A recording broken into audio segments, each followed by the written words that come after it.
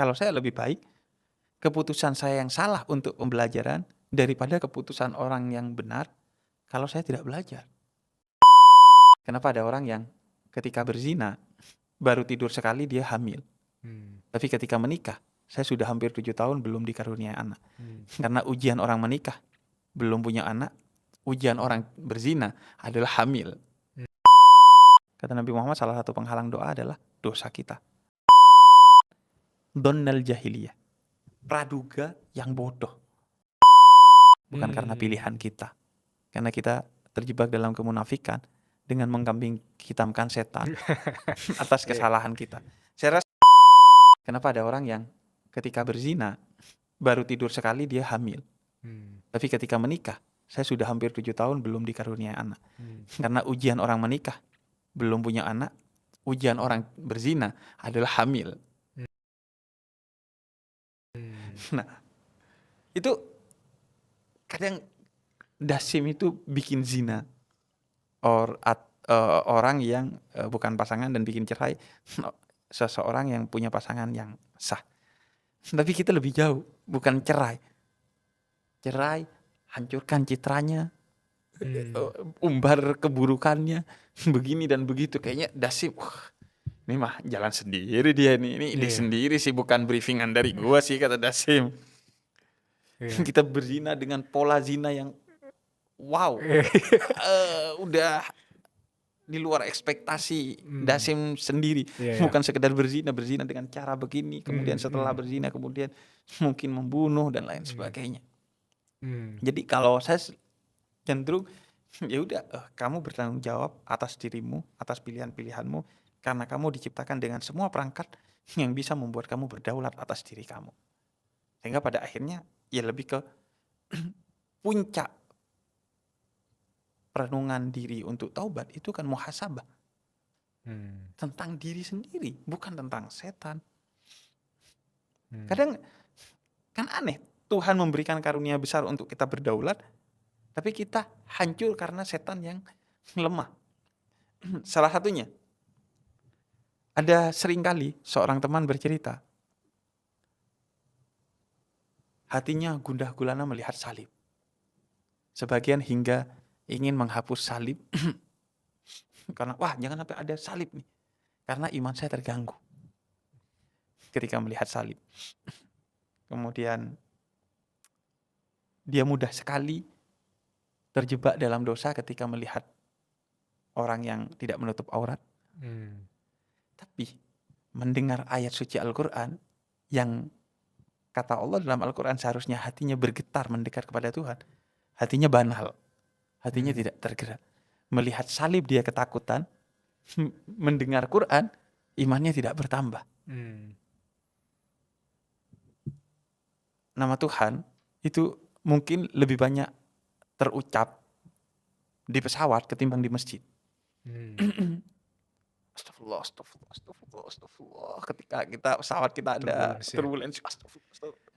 Jadi menurut saya itu bukan sesuatu yang negatif, tapi renungan-renungan yang something wrong dengan hati kita. Kenapa di masjid kita tidak tergetar? Kenapa level keimanan kita harus pada titik ketakutan yang sifatnya fisik, bukan ketakutan kepada Allah yang sifatnya spiritual gitu. Jadi itu melihat orang yang tidak menutup auratnya, kemudian takut dengan imannya dan betul-betul terancam imannya, tapi melihat akhlak yang agung dia tidak tersentuh.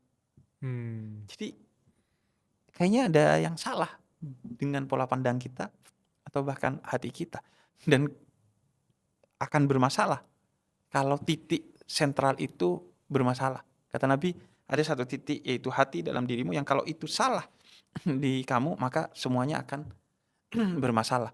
Makanya salah satu problem umat itu kata Al-Quran, donnal jahiliyah, praduga yang bodoh. Artinya mindset POV yang bodoh dalam melihat segala sesuatu. Sehingga mudah sekali setan masuk, mudah sekali fitnah masuk, Dan itu senjata utamanya setan dan nenek moyangnya nanti Dajjal di akhir zaman itu kan fitnah. Membuat yang baik tampak buruk, yang benar tampak salah, dan membuat yang salah tampak benar, yang buruk tampak baik.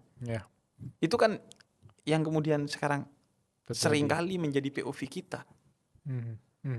Orang membela keburukan atas nama open minded dan mencibir kebaikan atas nama itu kampungan, itu tradisional, itu sudah seharusnya ditinggalkan, itu mistik dan lain sebagainya.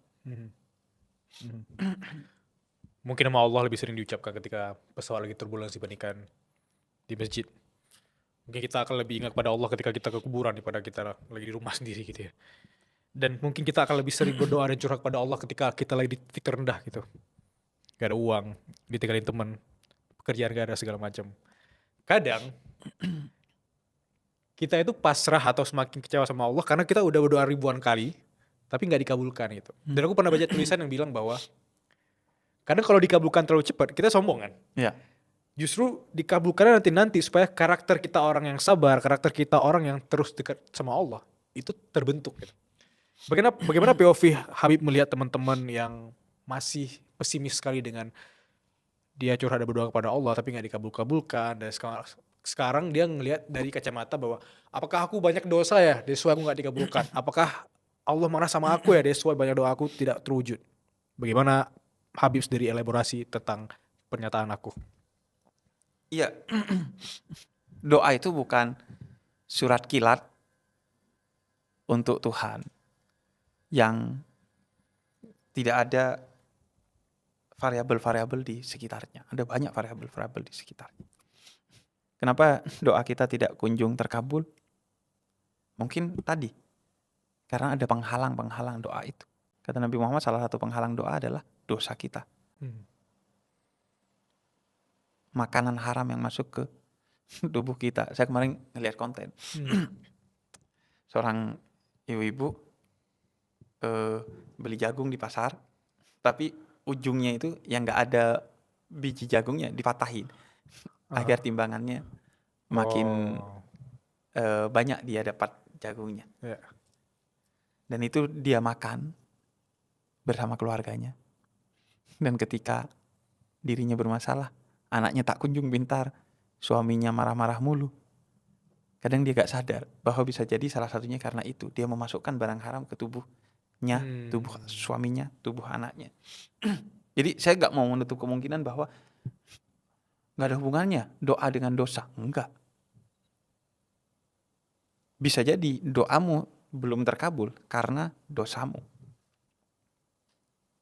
Itu kata Nabi. Kemudian yang kedua, bisa jadi problemnya di kamu. Kamu belum usaha sehingga belum siap untuk menerima itu. Kadang kan kita seolah-olah doa itu mantra, tanpa kita siap, tanpa kita usaha, jreng gitu. Datang begitu saja. Kemudian yang ketiga, kadang soal waktu. Tuhan itu sang pemilik waktu. Yang ngasih waktu kepada kita adalah Tuhan kita. Tapi Tuhan adalah zat yang paling sering tidak pernah kita kasih waktu. Kamu minta kaya, kata Tuhan, butuh waktu. Kamu minta six pack, ya kan ke fitness. Dan butuh waktu, berat. Nah, Tuhan gak dikasih waktu untuk itu. Sehingga kemudian kita bilang, Tuhan marah sama saya. Tuhan gak sayang saya. Tuhan tidak ada bahkan mungkin akhirnya. Karena kita gak bisa waktu. Kita hanya fokus pada protes, tidak mau berproses. Padahal ada waktunya dong. Gak mungkin tanpa waktu. Nah, kita ketika berdoa, variabel waktu itu seolah-olah dihilangkan. Padahal ketika kita berdoa, kadang Tuhan tidak menyegerakan. Karena Tuhan ingin doamu terkabul di waktu yang tepat, bukan di waktu yang cepat. Mindset kita itu kan cepat. Sehingga kita bikin makanan cepat saji. Bikin kereta cepat. Semuanya cepat. Karena mindset kita cepat. Padahal seharusnya kan tepat. Belajar deh ke bambu tuh. Bambu tuh sebelum tumbuh keluar, dia tumbuh dulu ke dalam menguatkan akarnya. Nah, Tuhan mindsetnya adalah tepat. Pokoknya Tuhan itu kan yang kemudian menjadi agama Islam, menjadi wasatan, moderat, cukup, nggak berlebihan, tepat, nggak cepat, Ya. dan lain sebagainya. Pokoknya di titik yang tepat, yang proporsional. Karena itu menjadi salah satu sifat utama Tuhan, adil, proporsional. Nah, kita pengen semuanya cepat untuk sesuatu yang menguntungkan kita, tapi untuk sesuatu yang merugikan kita. Bukankah Tuhan juga tidak segera memberikan balasan atas maksiat yang kita lakukan sebenarnya? Ya. Bukankah juga Tuhan ngasih waktu bagi kita untuk bertobat? Maka sama aja. Tapi kan kita pengen doa kita segera terkabul, balasan atas maksiat sih kita kalau bisa nanti-nanti aja. Setuju.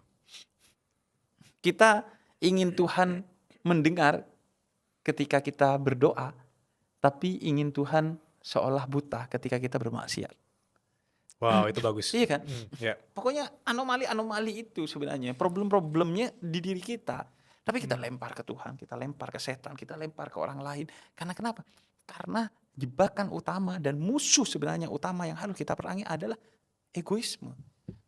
Dia merasa kita titik sentralnya. Kenapa kamu begini? Karena orang tua saya dulu parentingnya salah. Kenapa begini? Karena saya dikelilingi oleh teman-teman yang toksik. Kenapa saya gini? Karena Tuhan gak sayang saya. Kenapa saya begini? Karena saya terjebak oleh rayuan setan. Semua kita lempar keluar. Padahal Tuhan menciptakan kita berdaulat. Setan bisa mengganggu kita, tapi tidak bisa memastikan kita terganggu. Tuhan memberikan segala perangkat untuk kita berdaulat. Untuk kita tidak terpengaruh oleh teman kita.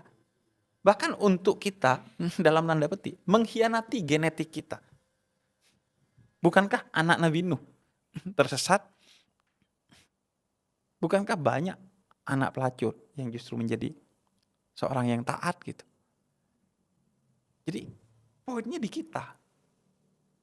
Kita mau bertanggung jawab nggak pada diri kita? Kita mau menghabisi ego kita nggak? Kalau enggak, ya bolanya dilempar keluar terus, batunya dilempar keluar terus. Nggak pernah kita introspeksi. Karena itu kalau di bulan Ramadan, kan 10 hari terakhir bulan Ramadan, kita iktikaf. Ya. Untuk itu. Untuk berhenti menyalahkan orang lain, zat lain. Entah itu setan, apalagi menyalahkan Tuhan yang jelas-jelas maha benar. Untuk kemudian kembali ke diri kita sendiri. Even itu karena orang lain, tetap kok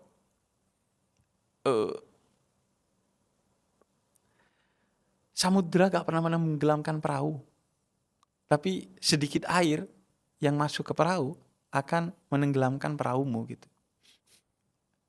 Masalahnya kan bukan temanmu, bukan orang tuamu, bukan media sosial, bukan apa yang di luar kamu, bahkan bukan setan. Tapi kamu membuka diri untuk mereka masuk. Tidak ada orang yang bisa mempengaruhimu, tidak ada orang yang bisa menyakiti hatimu kecuali kamu memperkenankan diri. Air di samudera itu justru akan menjadi engkau merasakan indahnya di atas perahu kalau kamu tidak memperkenankan dia masuk ke dalam perahumu. Tapi kita kan yang membuka diri untuk mereka berpengaruh. Ya. Karena itu kalau saya lebih baik keputusan saya yang salah untuk pembelajaran daripada keputusan orang yang benar kalau saya tidak belajar. Mending keputusan saya sendiri. Ya. Tapi belajar. Daripada keputusan orang lain benar tapi saya gak belajar dari sana. Akhirnya saya terus terpengaruh. Hingga akhirnya bingung ini benar apa enggak ya. Jangan-jangan itu salah ya. Tapi karena kita sudah percaya akhirnya masuk terus pengaruh orang lain. Bahkan pengaruh yang positif, pengaruh yang mulia aja. Islam mengajarkan untuk kamu berlepas. Misalnya ketika nikah, coba punya rumah sendiri. Belajarlah untuk bertanggung jawab atas rumah tanggamu sendiri. Jangan terus-terusan apa-apa orang tuamu gitu. Karena suatu hari orang tuamu akan tiada. Karena ini tentang hidupmu. Karena apa yang baik bagi rumah tangga orang tuamu belum tentu baik bagi rumah tanggamu. Semua mungkin rumah tangga, mungkin tips yang diberikan oleh orang tua kita benar, tapi kan belum tentu baik. Benar versi mereka. Iya, benar tapi belum tentu baik. Ada orang yang menikah cepat, benar dan baik bagi mereka, tapi belum tentu baik bagi kita, meskipun benar aja menikah cepat, karena menikah gak ada waktunya, Iya. sesuai dengan waktu yang tepat untuk kita. Tapi bagaimana Bib, dari POV orang-orang yang masih punya ego yang besar sekali di usia 20-an? Karena mereka sendiri ketemu dengan atasan, ketemu dengan teman-teman, ketemu dengan orang-orang yang selalu menyarankan mereka melakukan hal itu, tapi mereka tetap menutup mata dan telinganya karena mereka punya ego. Ya sebenarnya ego itu bisa membunuh mereka sendiri. Apa pesan untuk teman-teman 20-an yang sebenarnya kita punya ego, tapi ego yang justru bahaya, bukan ego yang positif? Iya, umur 20-an itu kan umur yang merasa kita sebagai titik sentral dari segalanya ya. Dimana kita ingin melakukan ini, ingin melakukan itu.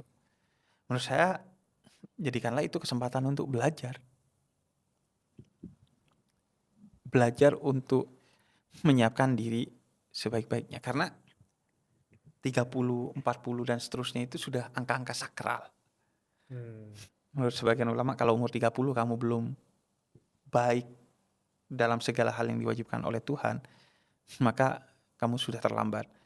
Kalau umur 40 kamu belum secara serius mendekatkan diri kepada Tuhan dengan jalan-jalan yang tidak lagi hanya yang wajib, tapi jalan-jalan sunnah dan lain sebagainya, kamu juga sudah terlambat. Secara ekonomi juga begitu kan. Kalau umur 30, 40 kamu masih gitu-gitu aja, kamu bisa disebut terlambat, karena itu banyak penghargaan 40 under 40, 30 under 30 kan.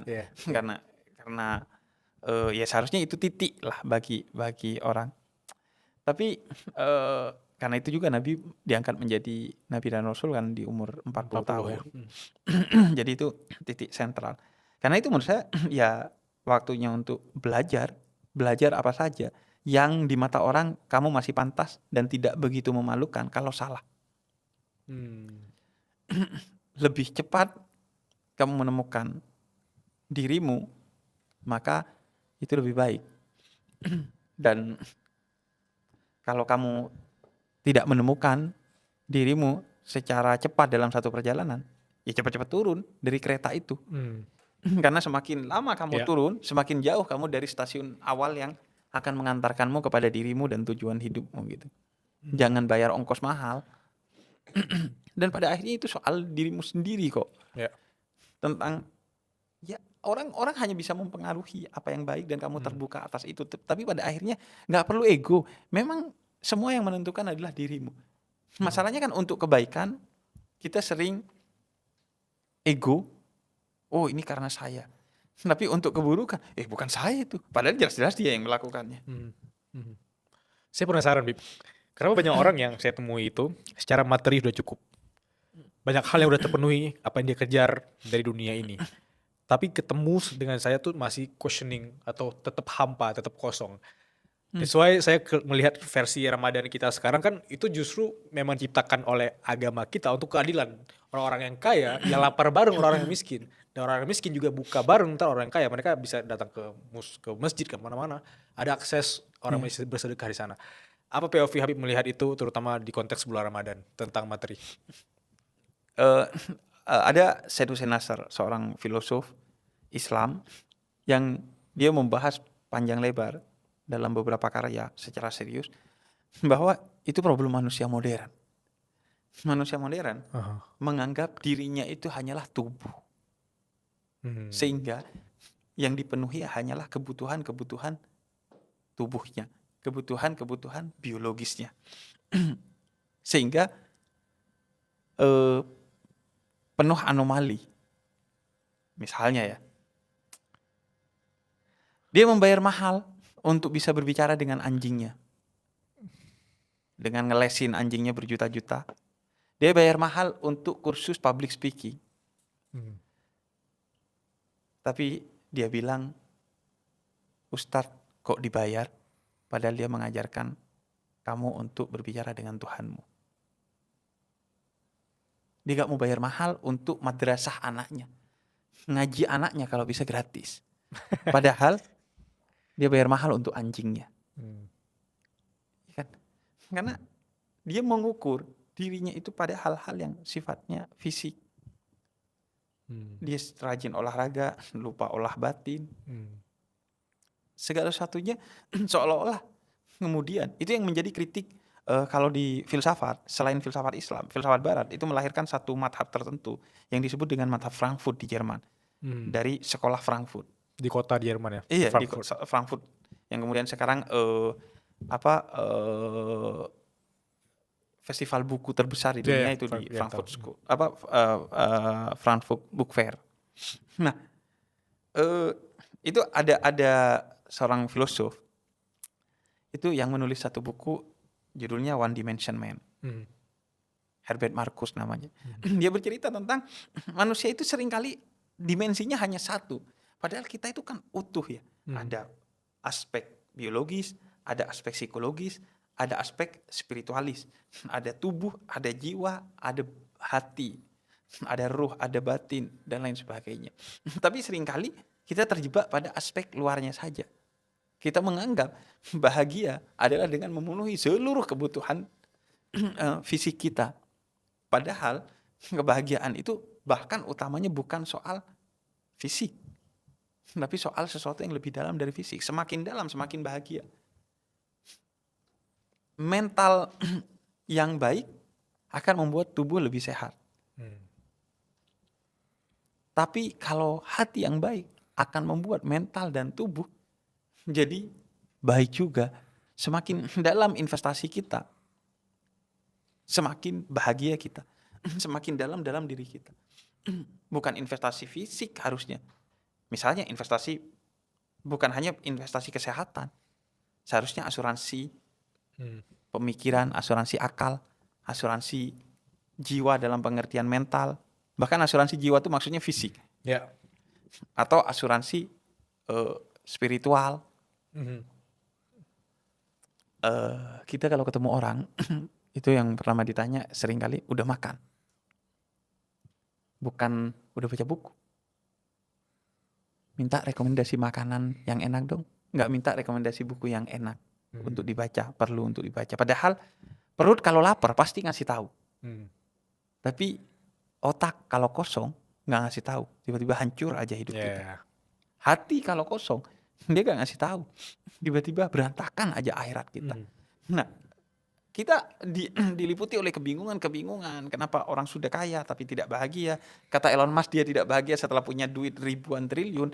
Ya, karena investasinya itu sifatnya fisik. Karena melihat diri itu sifatnya fisik. Padahal bukan itu utamanya tentang diri kita. Ya. Kalau olahraga, rutin olahraga, otot kita kebentuk. Tapi kalau olah batin, aku nggak tahu apa yang kebentuk, Bib.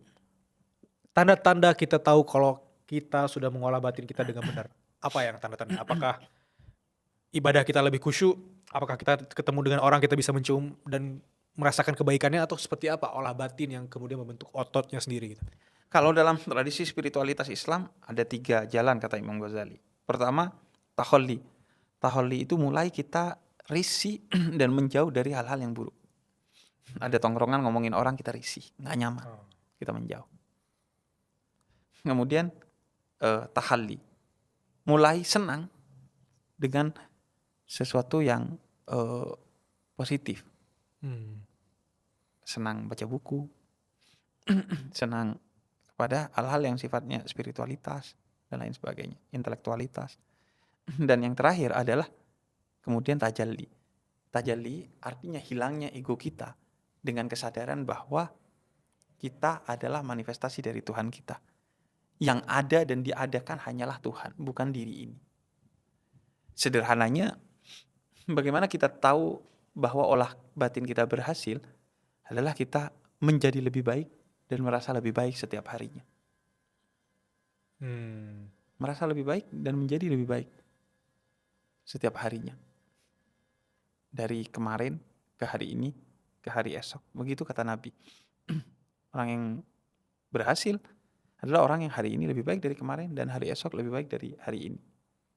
Kalau sama aja dengan hari kemarin, itu kata Nabi rugi udah. Tapi kalau lebih buruk dari kemarin, kata Nabi terlaknat. Artinya bagaimana kita kemudian merasa dan menyadari kita lebih baik setiap harinya. Karena kalau itu tidak dievaluasi setiap hari, seringkali lompat tuh. Setelah 20 tahun baru sadar. Ya. Gue ngapain aja ya kemarin. Setelah sekian tahun baru sadar. Bahkan kadang setiap tahun paling cepat sadarnya. Ternyata puasa kemarin, ternyata lebaran kemarin, ternyata ulang tahun kemarin. Seringkali kan evaluasi itu di tiap tahun kan. Ya. Tiap Ya. ulang tahun, tiap ganti tahun, Ya. tiap lebaran, tiap Ramadan, tiap periode-periode yang sifatnya tahunan. Sehingga kita akhirnya ya tidak banyak waktu untuk kita memperbaiki diri kita karena evaluasinya aja tiap tahun gitu. Ke konteks tadi Tajali, bagaimana kita menghilangkan ego kita dan kita kembali ke Sang Pencipta gitu ya. Aku nggak tahu kenapa Habib, ketika aku berkumpul atau melakukan conversation dengan orang yang berilmu gitu, atau aku datang ke majelis ilmu, itu kecemasan aku terhadap dunia itu bisa jadi tanpa sadar hilang gitu aja gitu. Tapi ketika balik lagi ke konteks dunia, let's say kita bekerja, berbisnis, berusaha dan apapun itu, tiba-tiba itu datang lagi gitu. Bagaimana aku bisa setiap hari harus berurusan sama keilmuan atau majelis ilmu supaya aku tetap punya kewarasan atau kesehatan agar lebih pace-nya lebih slow, tenang, batinnya dapat gitu. Atau seperti kita punya conversation hari ini kan tenang. Yang nonton pada ngantuk semua ya. Bagaimana kita bisa dapat ketenangan itu setiap hari bahkan ketika kita sedang bekerja? Pertama aku mau disclaimer dulu. Pastikan perasaan itu bukan perasaan yang sifatnya psikologis tapi ideologis. Jangan sampai kamu ngerasa tenang di sana ya karena kamu lari dari sini aja. Oh, ya. Kamu menjadikan itu kambing hitam saja. Itu disclaimernya. Tapi menarik. Semua filosof atau sufi spiritualis muslim itu mengajarkan salah satu pelajaran utamanya. Matilah sebelum kamu mati. Begitu kata Jalaluddin Rumi. Artinya matikan egomu sebelum kamu mati bertemu Tuhanmu. Agar ketika kamu bertemu dengan Tuhanmu, kamu adalah bagian darinya. Bukan diri sendiri dengan segala egonya. Maka akhirnya dibuatlah teori-teori untuk itu oleh para filosof muslim dan oleh para spiritualis muslim, para sufi. Salah satunya ada teori Asfar Arba'ah, perjalanan 4 kali. Artinya kita udah dari Tuhan nih turun ke dunia, diciptakan oleh Tuhan, kembali lagi ke Tuhan, hidup bersama Tuhan, baru kembali lagi ke manusia sebagai manusia yang sudah bertuhan, membawa Tuhan. Jadi mati, kembali kepada Tuhan, untuk kemudian hidup lagi, tidak sebagai diri sendiri, tapi sebagai hamba Tuhan. Itu yang dilakukan oleh Nabi Muhammad ketika Isra Mi'raj. Subhanalladzi, kata Al-Quran, Subhanalladzi asra bi abdihi. Nabi Muhammad di sana disebut hamba Tuhan. Bukan Rasul, bukan Nabi, tapi hamba. Karena gelar hamba itu justru gelar tertinggi bagi manusia. Bukan Rasul, bukan Nabi. Aku adalah hamba Tuhan. Nabi naik bertemu dengan Tuhannya dalam jarak terdekat untuk menjadi hamba Tuhan. Bukan lagi diri kita sendiri. Sehingga hidup bersama manusia sebagai makhluk Tuhan, bersama Tuhan dan dalam karunia Tuhan. Itulah yang tadi. Kenapa saya di majelis, saya tenang, tapi ketika bekerja, berolahraga, melakukan aktivitas-aktivitas yang kita anggap sekuler, kemudian saya merasa tidak tenang. Karena kita kembali ke sana tanpa membawa apa yang kita dapatkan di majelis. Karena kita menganggap olahraga, bekerja adalah aktivitas sekuler, bukan aktivitas ibadah. Maka kalau mindsetnya berubah, kita menganggap semua ini sebagai ibadah dan kita membawa apa yang kita dapat di majelis ke sana, maka semuanya menjadi baik-baik saja.